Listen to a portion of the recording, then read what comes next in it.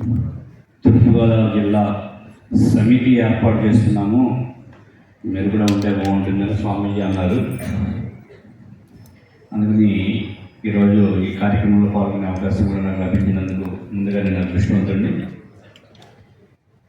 మన యుగధర్మం ఏంటంటే కలియుగంలో సంఘే శక్తి కలవుకి ప్రధానమంత్రి స్వామీజీ వాడికి వేల వీడియోలు చేసి ఉంటారు, మనం కూడా చూసుంటాము. చాలా చాలా బాగుందని మనం కూడా ఉత్తేజము ఉత్సాహము అవన్నీ కలిగి ఉంటాయి. కానీ వీటికి ఆచరణ రూపం కార్యరూపం మనం ఇవ్వాలి. అందుకోసం ప్రధానంగా ఈ సభ ఏమో అని నేను అనుకుంటున్నాను, స్వామీజీ క్లారిఫై చేయాలి. అందుకని సంఘే శక్తి కలవిలో సంఘటన నిర్మాణం. నేను అభయ హిందూ సేన ప్రథమ వార్షికోత్సవానికి తిరుపతి వెళ్ళాను. అక్కడ పూజ్య శ్రీ కమలానంద స్వామీజీ మాట్లాడుతూ స్వామీజీకి ఒక సూచన చేశారు. ఆమె దేవాలయాల యొక్క ఆస్తులు దేవాలయాల పరీక్షల కోసం సుమారు 3,500 కిలోమీటర్లు పాదయాత్ర చేశారు. స్వామీజీ మీరు చాలా బాగుంది, చాలా బాగా పని చేస్తున్నారు, దేవాలయాల కోసం ఇలాంటి వాళ్ళు ఉండాలి, ఇంటి తేలాల్సిందే అని చాలామంది ప్రోత్సహించారు. స్వామీజీ ఆ ఆదేశంలో హం పీకే నిహాంగా అన్నారు. మనం ముందుకు చూస్తూ ఉంటారు స్వామి, మీరు జాగ్రత్త పడాలి హిందూ సమాజంలోని స్వామీజీ సలహా ఇచ్చారు. హిందువులు నేనేమంటానంటే గడప లోపల హిందువులే బయట హిందువులు.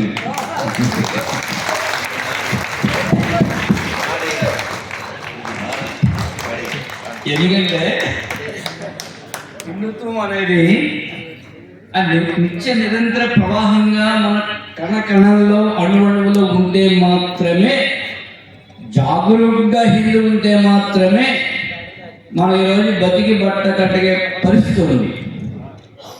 50% మంది హిందువులు అని చెప్పారు స్వామీజీ. నిజమేనండి అది? నిజమేనా కాదు చెప్తున్నారు ఎవరో? ఇక్కడ కుర్చీలో కూర్చున్న వాళ్ళు ఎవరైనా సరే కోటిపల్లి బస్ స్టాండ్లో కానీ, గోకులం బస్ స్టాండ్లో కానీ, ఆర్టీసీ బస్ స్టాండ్లో కానీ, రైల్వే స్టేషన్లో కానీ మీరు ఎవరు అని అడిగారు ఇవ్వండి, మీరు ఏం చెప్తారండి?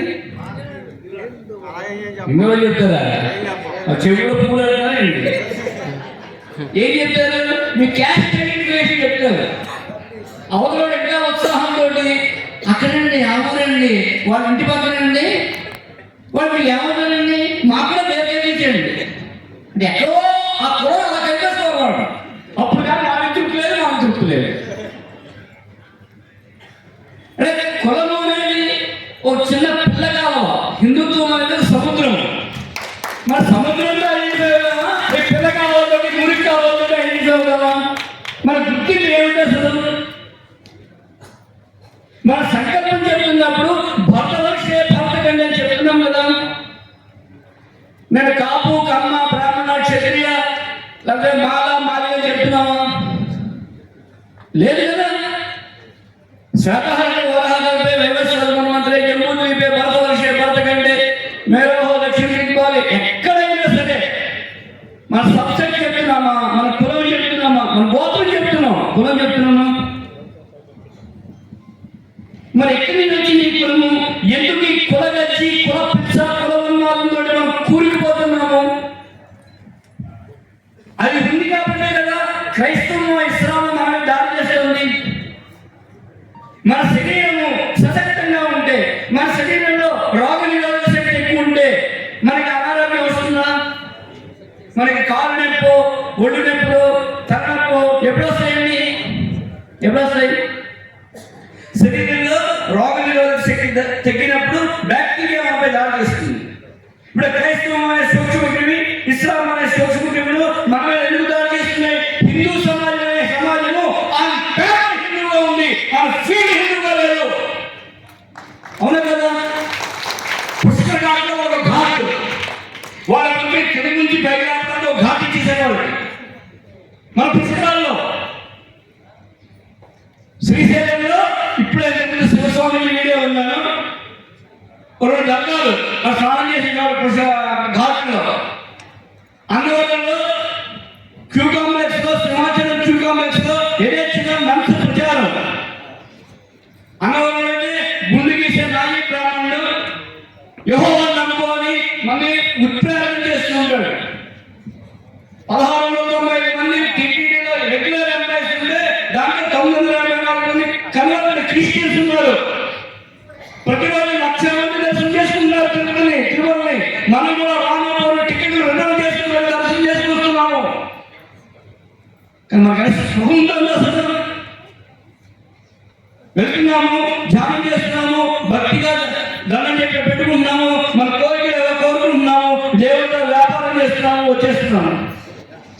ఈ భారతదేశంలో ఒక మసీదు, ఒక చర్చి శక్తి కేంద్రాలు, ఒక గుడి కేవలం భక్తి కేంద్రం మాత్రమే శక్తి కేంద్రం అవడం లేదు. శక్తి కేంద్రంగా తయారు చేసే బాధ్యత అభయ హిందూ సేనలని ఆయన స్వీకరించారు.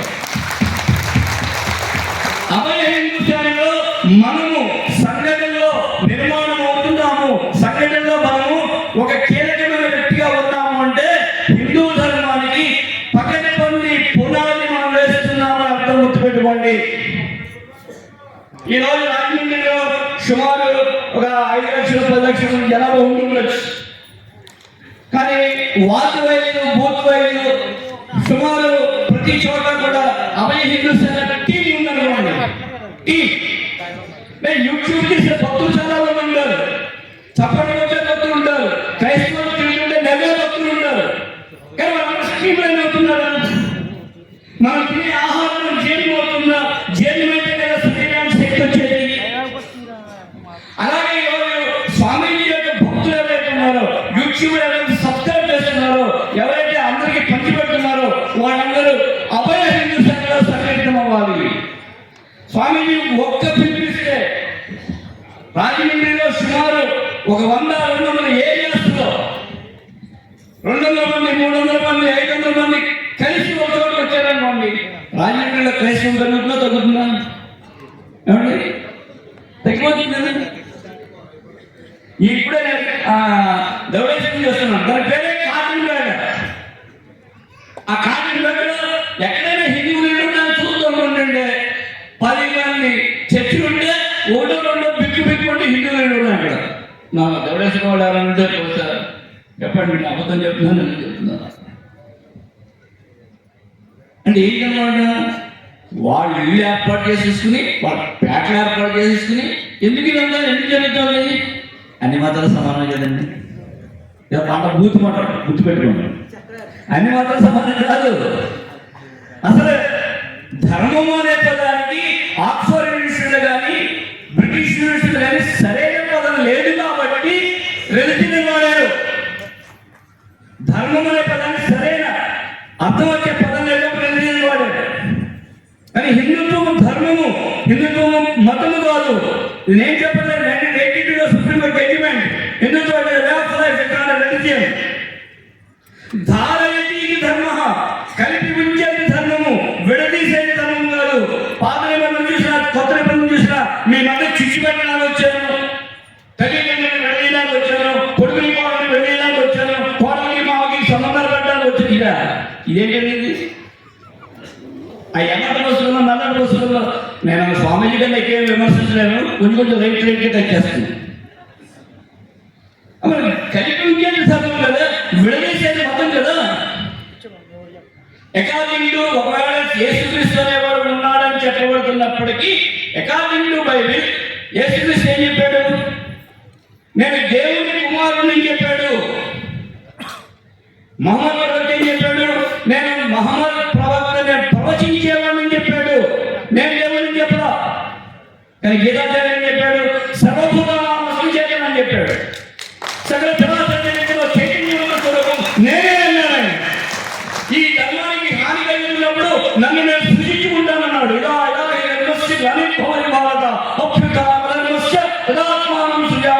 పరిత్రాణాయ సాధూనాం వినాశాయ చ దుష్కృతాం ధర్మ సంస్థాపనార్థాయ సంభవామి. ప్రతి యుగంలోనూ కూడా ఎక్కడెక్కడైతే ధర్మానికి హాని కలుగుతుందో అప్పుడు నన్ను నేను సృజించుకుంటాను. ఈ పవిత్రమైన కర్మమయమైన పుణ్యభూమిలో, మాతృభూమిలో భగవంతుడు 10 అవతారాలు అయితే ఈ ధర్మాన్ని రక్షించుకోవడం కోసం, ఈ ధర్మాన్ని రక్షించడం కోసం 10 అవతారాలు లక్ష్యం ఏంటంటే సమాజ సంరక్షణ. ఆ రోజు గీతాచార్యుడు ఏం చెప్పాడు? సంభవామి యుగే యుగే. ఈ రోజు అభయ హిందూ సేన ఏం చెప్తోంది? సంభవామి క్షణే క్షణే. ఎక్కడెక్కడైతే ఈ ధర్మానికి హాని కలుగుతుందో అక్కడక్కడ అభయ హిందూ సేన కార్యకర్త ఉంటాడు. అతను అడ్వకేట్ రూపంలో ఉంటాడా, టీచర్ రూపంలో ఉంటాడా, యాక్టర్ రూపంలో ఉంటాడా, లేకపోతే హౌస్ వైఫ్ రూపంలో ఉంటాడా, చిన్న చిన్న బాల 8 సంవత్సరాలు 9 సంవత్సరాల పిల్లల రూపంలో ఉంటాడా మనకు తెలియదు, ఉంటాడు. అలా ఉండడం కోసమే ఈ అభయ హిందూ సేన ఫ్లోట్ చేయబడింది. అనేక సంస్థలు ఉన్నాయి. ఇంకో సంస్థ ఎందుకు? ఇంకో సంస్థ కొన్ని లక్షలాది సంస్థలు ఉండాలండి హిందూ ధర్మ రక్షణ కోసం ఈరోజు. ఎందుకంటే హిందూ ధర్మం రక్షించకపోతే ప్రపంచమంతా కూడా అంధకారంలో ఉంటుంది. ఇది నేను ఎందుకు చెప్తున్నానంటే యోగి అరవింద్ చెప్పాడు, భారతీయ స్పిరిచువల్ ఆఫ్ వరల్డ్. ప్రపంచానికి భారతదేశము ఆధ్యాత్మిక గురువు. ప్రపంచం ఒక ఇల్లు అయితే భారతదేశం పూజాగని చెప్పాడు ఆయన. అటువంటి మాతృభూమిలో మనం జన్మించడము మనందరి అదృష్టము. 50% మనకి పాపము పుణ్యం అనే వాటి మీద నమ్మకం ఉంటే 50% పుణ్యంలో క్రెడిట్ అయిపోయింది. మిగతా 50% మనం చేసే పనుల వల్ల, మనం చేసే ప్రయోజనాత్మకమైన జీవితాన్ని గడపడానికి మనం ఏం చేయాలి? మనం ఆలోచించి ఆచరించాలి. లిప్పు సింపుల్గా కబుర్లు చెప్పడం లేదు. స్వామీజీ భోజనం పెట్టడము, స్వామీజీ కారు ఏర్పాటు చేయడము, స్వామీజీ 2 పాదనమస్కారం, ఓకే. కానీ స్వామీజీ పనిలో ఎంతమంది అందరూ బాగా అవుతాము? ఏం చేద్దాము? భయ ఇది అభయ. ఏ హిందువు కూడా భయంగా ఉండకూడదు. అందుకని అభయ హిందూ సేన. 18 పురాణాలు, ఇతిహాసాలు, ఉపనిషత్తులు, వాటన్నిటికీ సారాంశం ఒకటే అని చెప్పాడు వివేకానంద. ఏమిటది? అభిహి బిఫియర్లెస్. అటువంటి ఆ ఉపనిషత్తు సారాంశానికి ఒక ఆచరణ రూపం ఈ అభయ హిందూ సేన సంస్థ. అందుకని హిందువుగా జీవించాలి, హిందువుగానే మరణించాలి, మళ్ళీ జన్మ అంటుంటే హిందువుగానే జన్మించాలి. అందుకని ఈ హిందుత్వం అనేది మన ఊపిరి. హిందుత్వమే మన ఊపిరి, హైందవమే మన సిరుల చరి. హిందువుగా మది గర్వించు, స్వాభిమానమును ఎదపించు అనే పాట చెప్పారు కవి. మన హిందూ అని చెప్తే, హిందూ అంటే మతోన్మాదం అండి. నేను భారతీయుడు అంటే సెక్యులరిజం. నిజమేనది? ఈ భరతుడు ఎక్కడ వాడండి? ఏ భరతుడు? 14 భరతులు ఉన్నారు. ఏ భరతుడు మీరు రిఫరెన్స్ చేసినప్పటికీ మీరు రామాయణ భారతాల్లో వెళ్ళవలసిందే. మరి రామాయణ భారతాలు ఎక్కడి నుంచి? హిందుత్వం లేకపోతే ఉన్నాయా?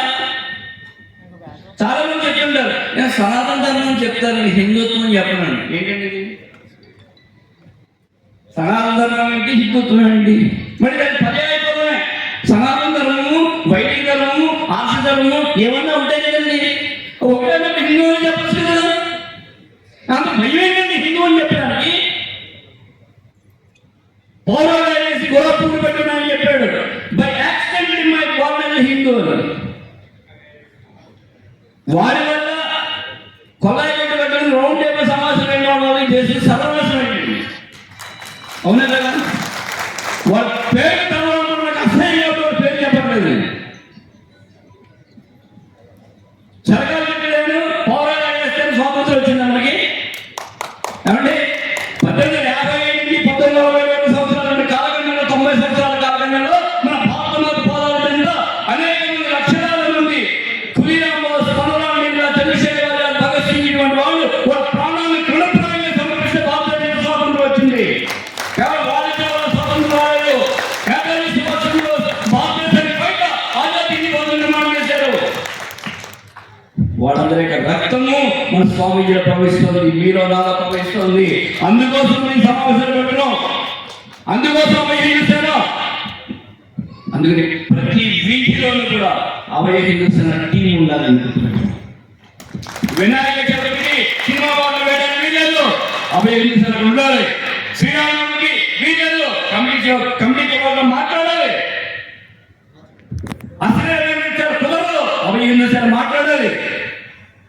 ఎప్పుడైతే అభయ హిందూ ఈరోజు జమ్మూ కాశ్మీర్లో ప్రతి గ్రామంలోనూ కూడా రక్షక దళాలను తయారు చేస్తున్నారు. జమ్మూ కాశ్మీర్ రక్షించుకోవడం కోసం పౌరులే ఒక సైనికులు ఏర్పడి సైనిక దళాలను తయారు చేస్తున్నారు. పౌరులకి రైఫిల్స్ ట్రైనింగ్ ఇస్తున్నారు. అభయ హిందూ సేన కూడా ప్రతి ఇంటిలో ప్రతి కాలనీలో హిందూ ధర్మ రక్షకులను తయారు చేస్తుంది. సమయం అయిపోయిందని కాగితం పెడుతున్నారు, నేను ఆపేస్తాను. అందుకని ఈ కాగితాలు చేయడం మన ఇంటికి మేము ఆభరణంగా అర్థమవుతాం ముందుకు వెళ్తూ ఉంటాం. అందుకని విషయం ఏంటంటే మనం ఆ టీంని వర్కౌట్ చేయాలి. అందుకోసం నిజంగా ఈ సభలో వచ్చిన 10 మంది 15 మంది 20 మంది తర్వాత స్వామీజీ దగ్గరికి వచ్చి నేను అభయ హిందూ సేన పని చేయదలుచుకున్నానని చెబితే నేను సంతోషిస్తాను. ఆ పని ఈ సభ విజయవంతమైనట్టు. అందుకని తప్పనిసరిగా పనిచేయాలని, అలా చేయడానికి మనకి భారత మాత ఆశీస్సులను కోరుకుంటూ ముగిస్తారు. భారత్ మాతాకి జై.